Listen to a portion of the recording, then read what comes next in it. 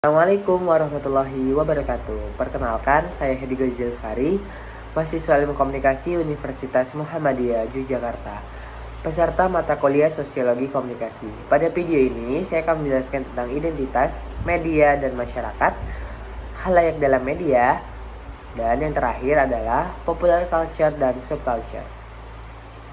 Oke, yang pertama adalah konsep identitas. Nah, identitas sosial itu merupakan bagian dari konsep diri seseorang yang didasarkan pada identifikasi dirinya. Sering muncul pertanyaan-pertanyaan yang berkaitan dengan identitas ini adalah siapakah aku, terus bagaimana aku hidup, terus aku akan menjadi apa. Nah, itu adalah pertanyaan-pertanyaan yang berkaitan dengan identitas sosial ini sendiri. Jadi identitas sosial ini adalah konsep diri seseorang yang didasarkan pada identifikasi dirinya dengan sebuah bangsa, kelompok, etnis, gender, atau afiliasi sosial lainnya. Nah, identitas sosial ini tuh sangat penting karena mereka memberi kita perasaan bahwa kita itu memiliki tempat dan kedudukan di dalam dunia. Tanpa adanya identitas sosial itu, kita tuh bagaikan kelereng yang menggelinding bebas dan pas saling terikat antara satu dengan yang lain. Nah, jadi identitas sosial itu sendiri adalah bisa disebut juga sebagai interaksi sosial, di mana ketika kita melakukan interaksi sosial itu, kita menyadari apa yang kita lakukan adalah proses dari pembentukan identitas sosial diri kita. Permisalan contohnya tentang identitas diri saya. Saya ini adalah seorang laki-laki. Saya adalah seorang anak dari kedua orang tua saya sendiri tentunya. Dan status saya sekarang adalah mahasiswa aktif, mahasiswa prodi Ilmu Komunikasi Universitas Muhammadiyah Yogyakarta. Dan apa yang saya lakukan? Karena saya seorang mahasiswa, berarti rutinitas saya setiap hari adalah saya datang ke kampus, saya belajar, mendengarkan dosen menyampaikan materi, saya mengerjakan tugas, mengikuti ujian, kemudian berusaha untuk mendapatkan IPK yang tinggi, IPK yang baik, kemudian nanti lulus dan mendapatkan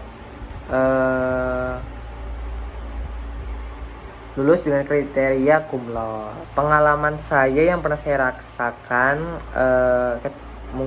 ketika didiskriminasi adalah pada saat zaman saya masih duduk di bangku sekolah dasar. Ketika itu banyak dari beberapa siswa yang lain mencap saya itu dengan gigi kelinci. Mereka mengejek-ngejek saya karena gigi saya kayak gede gitu yang di tengah. Pokoknya menurut mereka gigi saya itu seperti gigi kelinci. Karena hal itu mereka mengejek-ngejek saya, sehingga bagi saya mungkin dulu waktu dulu kecil saya tidak merasa kalau hal itu adalah diskriminasi. Namun ketika saya sudah belajar, saya beranggapan bahwa hal itu diskriminasi bagi diri saya sendiri karena saya dianggap berbeda dengan yang lainnya. Lanjut ke pembahasan selanjutnya, yaitu bagaimana media mengkonstruksi identitas. Media mengkonstruksi identitas dengan cara menggunakan hasil konstruksi yang sudah terbentuk pada lingkungan masyarakat atau pada budaya masyarakat tertentu. Nah, media tinggal memainkan tugasnya, yaitu merekonstruksi kembali hal tersebut sehingga akan diyakini oleh sebagian besar banyak orang kalau hal tersebut memanglah seperti itu. Saya kasih contoh.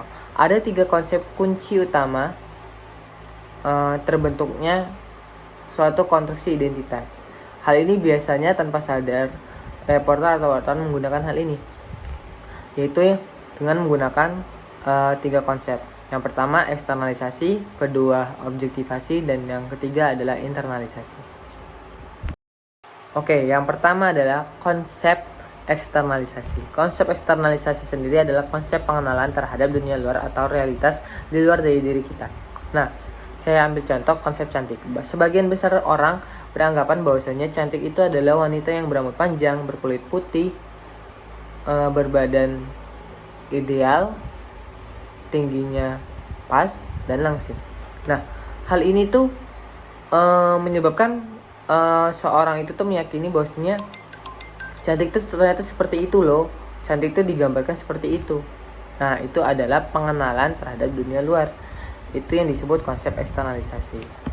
Kemudian yang kedua, konsep objektivasi. Karena banyak orang memperbincangkan tentang konsep cantik tersebut, makanya muncullah konsep objektivasi di mana antar subjektif atau antar individu membahas, membincangkan tentang konsep cantik ini sehingga hal tersebut menjadi objektif. Itulah yang disebut dengan konsep objektivasi. Lanjut, yang ketiga adalah konsep internalisasi. Karena banyaknya orang yang sudah memperbincangkan cantik itu adalah wanita yang berambut panjang, berkulit putih, tingginya ideal dan berbadan langsing, sehingga hal tersebut tertanam kuat pada diri masing-masing setiap orang dan tertanam kuat dan meresap bahwasanya cantik itu sesuai dengan kriteria yang kusebut tadi, yaitu wanita yang berambut panjang, berkulit putih, berbadan ideal, langsing, dan tingginya pas. Nah, ini adalah contoh dari berita yang akan saya jadikan untuk bahan analisis media. Kita pertama-tama kita gunakan sudut pandang transmissional view. Kalau kita menggunakan sudut pandang transmissional view, kita akan beranggapan bahwasanya berita tersebut adalah berita yang menginformasikan kepada kita bahwasanya host perempuan dari channel yang bernama Kinderflick merasakan perasaan tak nyaman karena mendapatkan ujaran komentar yang berbau pelecehan seksual. Hanya sebatas itu saja. Hanya sebatas kita membaca berita dan kita mengetahui informasinya saja. Hanya itu saja. Nah, bedanya dengan sudut pandang man-based view adalah ketika kita melihat berita ini, kita merasakan, kita mempunyai pendapat pribadi dalam diri kita. Kita akan berpendapat bahwasanya ketika kita membaca berita ini, kita mulai berpikir kritis. Bahwasanya, wah, ini netizen parah sekali ya. Padahal dari bidang ahli psikologi klinisnya sudah meng-cross check konten ini, tidak ada hal-hal yang berbau melenceng atau menyimpang gitu kan. Jadi dalam konten edukasi ini, host perempuan itu sendiri sudah menyampaikan informasi edukasi untuk balitanya itu dengan sangat bagus, dengan efektif, dengan gaya bicara yang sangat cocok untuk anak-anak balita gitu. Tidak ada yang salah di konten ini. Hanya saja di pihak netizen yang sangat amat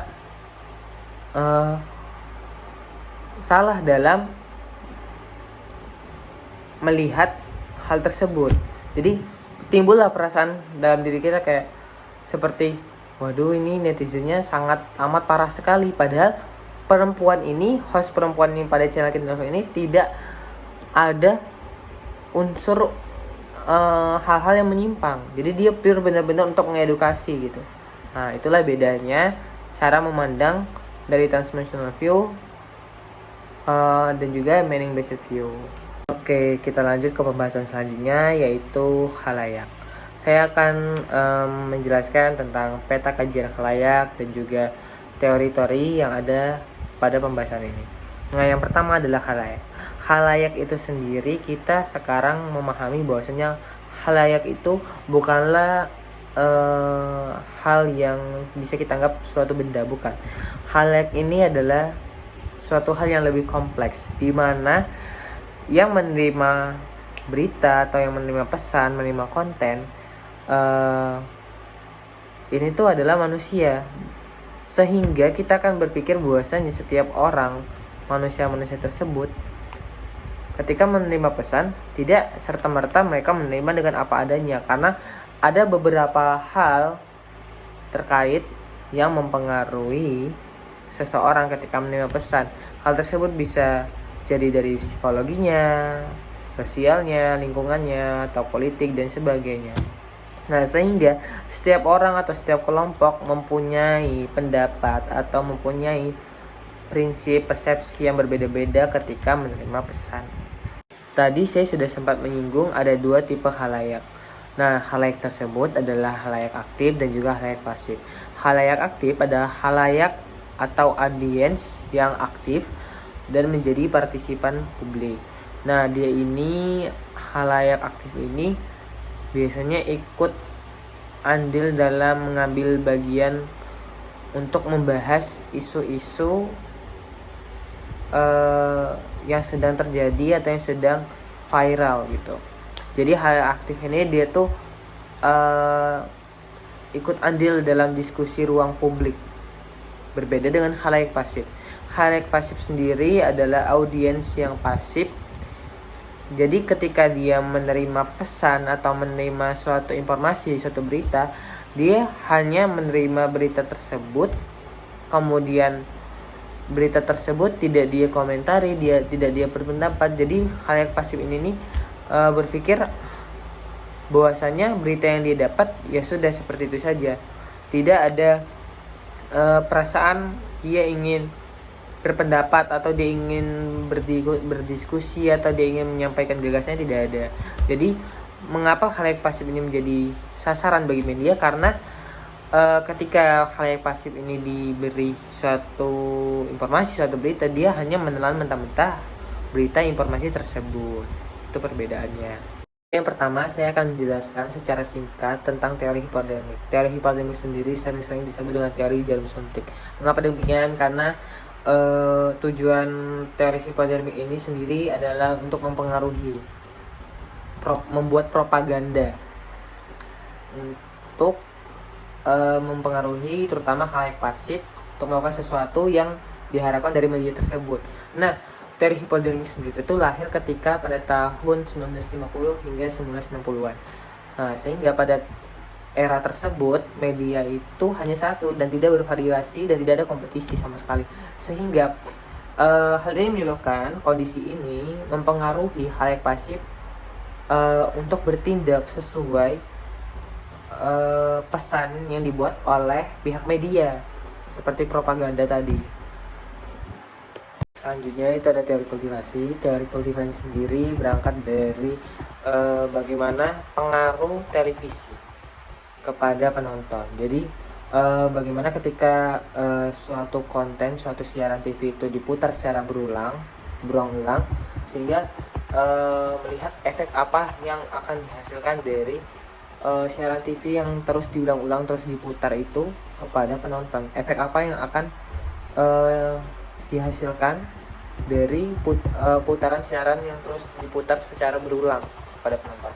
Nah, teori kultivasi ini seringkali dikaitkan dengan kekerasan, siaran-siaran TV yang memunculkan konten yang memperlihatkan kekerasan, sehingga banyak dulu tuh pengaruhnya kepada anak kecil, bahayanya. Oke, next selanjutnya adalah ada dua teori, yaitu two flow step teori dan juga ada reception teori. Nah, two flow step teori ini memandang bahwa teori tersebut lebih efektif penyampaian pesannya, lebih berpengaruh ketika media massa tidak menyampaikan pesannya secara langsung tetapi melalui pemuka pendapat atau opinion leader. Sehingga teori ini melihat bahwasanya audiens atau khalayak dapat sangat terpengaruh ketika penyampaian pesan tersebut disampaikan oleh opinion leader tersebut atau pemuka pendapat. Oke, selanjutnya ada teori reception, yaitu di mana secara implisit menjelaskan bahwa simbol, tanda, teks, dan gambar pada konten media itu tidak hanya diterima secara pasif, melainkan khalayak memiliki posisi otoritas dalam memaknai tayangan berdasarkan pengalaman hidup dan konteks sosialnya. Nah, sedangkan teori uses and gratification, di mana teori ini menjelaskan bahwasanya bagaimana media itu sanggup untuk memenuhi kebutuhan pribadi dan sosial khalayak aktif dalam penggunaan media. Jadi, bagaimana media itu memenuhi kebutuhan dari seorang audiens yang aktif dalam mengkonsumsi konten-konten yang mereka buat. Oke, next selanjutnya saya akan membahas tentang popular culture. Nah, popular culture sendiri memiliki 4 ciri karakteristik. Menurut Ilyas Tare, yang pertama adalah banyak disukai orang. Dan yang kedua adalah jenis kerja rendahan atau sering dibandingkan dengan budaya di luhung. Dan yang ketiga adalah untuk menyenangkan. Dan yang terakhir dibuat untuk dirinya sendiri. Nah, popular culture ini bisa kita lihat perkembangannya sekarang. Kalau kita bisa lihat yang sekarang ini yang sedang trendy adalah budaya K-pop atau musik Korea atau drama Korea, dan bisa jadi outfit atau gaya berpakaian ala-ala Korean style, atau bisa jadi kalau sekarang makanan yang sedang viral itu seperti kimchi dan tteokbokki. Itulah penjelasanku tentang budaya populer. Budaya populer itu adalah budaya yang sedang trendy-trendinya atau yang viral, dan hal tersebut mempengaruhi masyarakat sehingga masyarakat menjadikan budaya tersebut dalam lifestyle atau gaya hidup mereka.